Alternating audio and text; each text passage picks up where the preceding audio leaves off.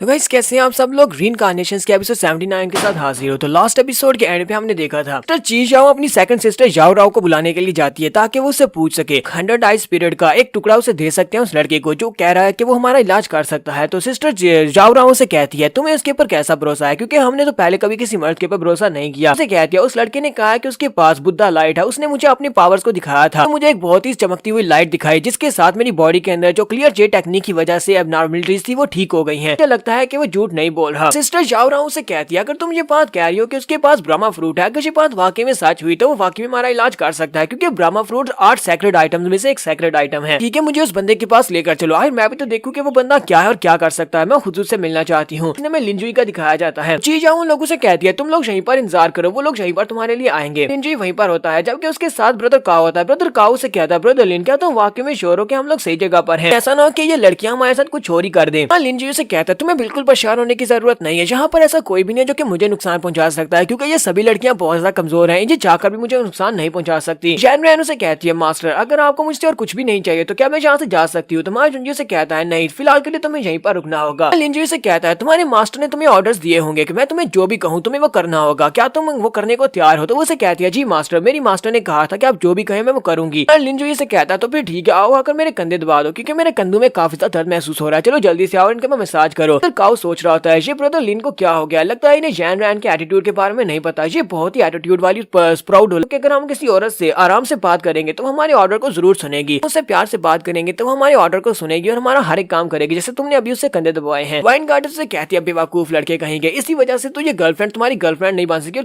किसी और से शादी करने वाली। तुम एक बहुत ही बेवकूफ इंसान हो। ब्रदर लिन यहाँ पर तुम्हें ये दिखाने की कोशिश कर रहे थे कि अगर तो तुम किसी औरत से बात बनाना चाहते हो तुम्हारे पास पावर होनी चाहिए। अगर तुम्हारे पास पावर है तो तुम किसी का भी दिल जीत सकते हो। ये बात सुनने के बाद ब्रदर काओ कहता है ठीक है मुझे समझ आ गई कि मुझे क्या करना है। ब्रदर लिन तुमने यहाँ पर मेरी आंखें खोल दी हैं। मैं जल्दी से अपने बैटल सेक्टर में वापस जाने वाला हूं। वापस जाकर मैं सॉलिट्यूड में बैठकर कल्टीवेट करूंगा, इतना कल्टीवेट करूंगा मैं बहुत ज्यादा पावरफुल हो जाऊं, इतना पावरफुल हो जाऊंगा हर लड़की देखकर कहे कि मुझे इसी लड़के के साथ जाना है। लिंजुई वहाँ पर टेबल के ऊपर एक पेपर रखा होता है और उसके साथ वहाँ पर ब्रशेस पड़े होते हैं। तो लिंजुई वहाँ पर पेंटिंग बनाने लगा है। तो जाओ जी से कहती है क्या तुम यहाँ पर ड्राइंग करने वाले हो? मुझे नहीं पता था कि तुम्हारे पास ड्राइंग के स्किल्स भी हैं। वैसे मुझे इस पेंटिंग वाली गार्डिस ने बताया था कि तुम्हारे पास पेंटिंग के स्किल्स हैं और उससे भी ज्यादा अच्छे हैं। मुझे इस बात के ऊपर यकीन नहीं है, तो क्या मैं यहाँ पर अपनी आंखों से देख सकती हूँ? लिंजुई से कहता है मुझे अफसोस है कि तुम ये सब कुछ नहीं देख सकती, आज तुम ये नहीं देख पाओगे। और आओ सेकंड पैलेस मास्टर यहाँ पर आने वाली है, जैसे वो यहाँ पर आएगी तुम्हें यहाँ से जाना होगा। चाहता हूँ कि तुम बाहर जाओ और उसको रिसीव करके यहाँ पर लेकर आओ। तो वो कहती है ठीक है मैं अभी जाती हूँ। तो लिंजुई वहाँ पर पेंटिंग करना स्टार्ट करता है। थोड़ी देर के बाद जाओ राव अंदर आ जाती है और उससे कहती है मास्टर लिन तो आपसे मिलकर मुझे अच्छा लगा। लिंजुई जाओ जी से कहता है ठीक है वाइन गाड़ी सब तुम यहाँ से जा सकती हो। तो वो वहाँ से बाहर चली जाती है। चले जाने के बाद हमारा लिंजुई वहाँ पर पेंटिंग बना रहा था, वो एक पहाड़ की पेंटिंग बना रहा था। तो जाओ राव उसके पास आती है और उससे कहती है क्या तुम यहाँ पर एक पेंटिंग बना रहे हो? लिंजुई कहता हाँ मैं पेंटिंग बना रहा हूँ। उसी वक्त बाहर से काफी सारी ठंडी हवा अंदर आती है। तो उस ठंडी हवा के साथ हमारा लिंजुई इस ठंडी हवा को एक जगह के ऊपर इकट्ठा कर लेता है और उसके साथ एनर्जी को गैदर करते हुए सारी स्पिरिट एनर्जी को जो कि ठंडी स्पिरिट एनर्जी होती है उसे अपनी पेंटिंग के अंदर डाल देता है, जिससे उसकी पेंटिंग जो होती है उसके अंदर कलर्स आ जाते हैं। उसकी पेंटिंग बिल्कुल रियल जैसी महसूस होती है जैसे असली के पहाड़। देखकर जाओ राव बहुत ज्यादा हैरान हो जाती है और कहती है तुम्हारा तो ग्लोरियस की के ऊपर बहुत ही इनक्रेडिबल कंट्रोल है, बहुत अच्छे के साथ इस पेंटिंग को यहाँ पर बना लिया, वो भी नेचर की स्पिरिट को यूज करते हुए। मामा लिंजुई से कहता है पैलेस मास्टर जाओ राव प्लीज मुझे माफ करना, मेरी वजह से आपको यहाँ पर वेट करना पड़ा।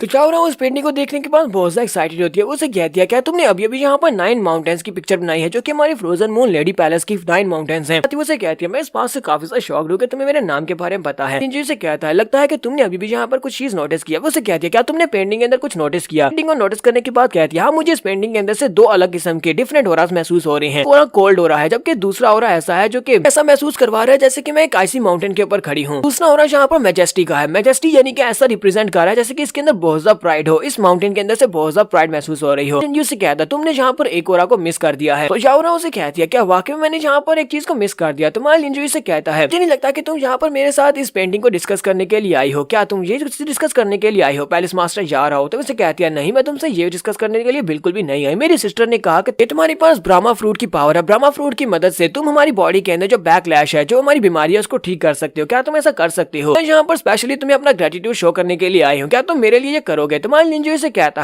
कहता है लगता है कि तुम सभी लड़कियों को एक बहुत बड़ी गलतफहमी हो गई है। मैं यहाँ पर सिर्फ डोंगफेंग फियू की मदद करने के लिए आया हूँ, फर्स्ट पैलेस की मास्टर की मदद करने के लिए आया, तुम सभी की मदद करने के लिए नहीं आया। तो मुझे यहाँ पर तुमसे एक 1000 ईयर आइस पीरियड का एक टुकड़ा चाहिए और एक टुकड़ा काफी नहीं होगा तुम सभी की मदद करने के लिए, तुम्हें सभी को अलग अलग टुकड़े मुझे देने पड़ेंगे। तो ये बात सुनने के बाद जाओ राव काफी गुस्सा आती है, लेकिन फिर साथ ही कहती है अपनी सीनियर सिस्टर के लिए इस बंदे से प्यार से बात करना, क्योंकि क्योंकि ये सीनियर सिस्टर की मदद करना चाहता है तो इसे हम सीनियर सिस्टर की मदद करनी चाहिए। जाओरा हमारे लिंजुई से कहती है मुझे ये बताओ कि तुम कितने ज्यादा कॉन्फिडेंट हो कि तुम ये काम कर दोगे। हमारे लिंजुई कहता है मैं इसमें 100% कॉन्फिडेंट हूँ। फिर साथ ही वो आगे बढ़ता है, जाकर उस पेपर को फोल्ड करता है और उसे कहता है पेंटिंग वाले पेपर को अपने पास रखो। लिंजुई से कहता है मेरे पास जो ब्रोमा फ्रूट है उसके अंदर बहुत ज्यादा प्योरीफाइंग एबिलिटीज है और दुनिया में सबसे ज्यादा स्ट्रॉन्गेस्ट प्योरीफाइंग एबिलिटीज उसी में है। हमारी बॉडी के अंदर जो नॉर्मलीज हैं उन सभी को सिर्फ और सिर्फ ये ब्रह्मा फ्रूट ही प्योरीफाई कर सकता है। तुम इस चांस को गवा देती हो तो मुझे लगता है कि तुम अपना एक लाइफ लॉन्ग चांस गवा दोगी। लिंजुई पेंटिंग उसे देते हुए कहता है इस पेंटिंग का नाम मैजेस्टिक स्नो है, तुम इसको मेरी तरफ से गिफ्ट समझकर रख सकती हो क्योंकि हम लोग पहली बार मिले हैं। तो पहली बार मिलने पर मैं तुम्हें गिफ्ट देना चाहता हूँ और साथ ही तुम्हें अपनी फर्स्ट पैलेस मास्टर को भी इसे दिखाना होगा। पैलेस मास्टर इसको देखने के बाद इसके अंदर तीसरे ओरा को महसूस कर पाती है तो फिर मैं उसकी मदद करूंगा। मुझे लगता है कि अगर वो यहाँ पर तीसरे ओरा को देख पाती है तो वो लेवल 3 में पहुंच सकती है, यानी कि अपनी एम्प्रोग्राम के तीसरे लेवल पे पहुंच जाएगी, ब्रेक थ्रू कर लेगी। उसे कहता है क्या वाकई में ऐसा हो सकता है? ठीक है, मैं अभी इस पेंटिंग को लेकर अपनी सीनियर सिस्टर के पास जाती हूँ और उसे दिखाती हूँ, काश वो इसके अंदर से तीसरे ओरे को देख ले और साथ ही ब्रेक थ्रू कंप्लीट कर ले। तुमने कहा था कि तुम हमें अपना पिलर बनाना चाहते हो, अगर तुम ऐसा कर देते हो, अगर तुम हमारी सिस्टर और हमारे सभी की बॉडी के अंदर से क्लैश को खत्म कर देते हो तो हमारा मून लेडी पैलेस ये तुम्हारा सबसे बड़ा एलाई बन जाएगा, सबसे बड़ा दोस्त बन जाएगा। उस पेंटिंग को लेने के बाद वहां से चली जाती है। उसके चले जाने के बाद जाओ जी अंदर आती है और उसे कहती है तो नहीं लगता कि तुमने यहाँ पर अपने ऑब्जेक्टिव को अचीव कर लिया? क्या तुमने ऑब्जेक्टिव को अचीव कर लिया? लिंजुई से कहता है ये इतना भी आसान नहीं है। लिंजुई से कहता है क्या तुम्हें लगता है कि आउटर गैलेक्सी में अपने पाँव जमा पाना इतना ज्यादा आसान काम है? हमें यहाँ पर अपने पाँव जमाने हैं तो सिर्फ और सिर्फ 2 पैलेस मास्टर्स की परमिशन की जरूरत नहीं है, बल्कि अपने पैर जमाने के लिए एक बहुत ही पावरफुल हेल्पर की जरूरत पड़ेगी। पर जो 3 मास्टर्स हैं ये तीनों की तीनों ही एम्प्रोग्राम की मास्टर्स हैं। हमें अच्छी तरह से याद है कि जो बंदा वहां से हमारे पास डीमन किंग को जख्मी हालत में छीन कर ले गया था दूसरी गैलेक्सी में गेट से था और वो एक बहुत ही पावरफुल किंग राम का एक्सपर्ट था और उसकी नजर हमारे ऊपर है। उसे पता है कि हम लोग यहाँ पर क्या कर रहे हैं। इसके अलावा डीमन किंग भी यहाँ पर जरूर हमारे पर दोबारा अटैक करने के लिए जरूर आएगा क्योंकि उसे पता है कि हम लोग यहाँ पर हैं। जल्दी से जल्दी तैयारी कंप्लीट करनी होगी। जाओ जी से कहते हैं तो मुझे ये बताओ कि तुमने सब कुछ पहले से प्लान कर लिया है? तो जुनजी से कहता हाँ मैंने सब कुछ पहले से प्लान कर लिया हुआ है। यहाँ पर इस आउटर गैलेक्सी में काफी कुछ इंटरेस्टिंग चीजें हैं जिनमें मैं इंटरेस्टेड हूँ। कहती है तुम यहाँ पर खूबसूरत औरतों की बात तो नहीं कर रहे? हमारा जुनजी कहता हो सकता है इनमें खूबसूरत औरतें भी शामिल हैं। इसमें सेकंड पैलेस मास्टर हॉल का दिखाया जाता है और वापस आती है और चीजाओ से कहती है लो मैं वापस आ गई। चीजाओ से कहती है तो बताओ क्या हुआ? वो उसे कहती है ना वाकई में बहुत ज्यादा पावरफुल है, चलो जल्दी से मेरे पास आओ। चीजाओ मुझसे मेरी मदद करो, पेंटिंग को देखो और मुझे बताओ क्या तुम्हें इसके अंदर से तीसरा ओरा महसूस होता है या नहीं? उसने इस पेंटिंग को बनाया। इस पेंटिंग को बनाने के बाद उसने कहा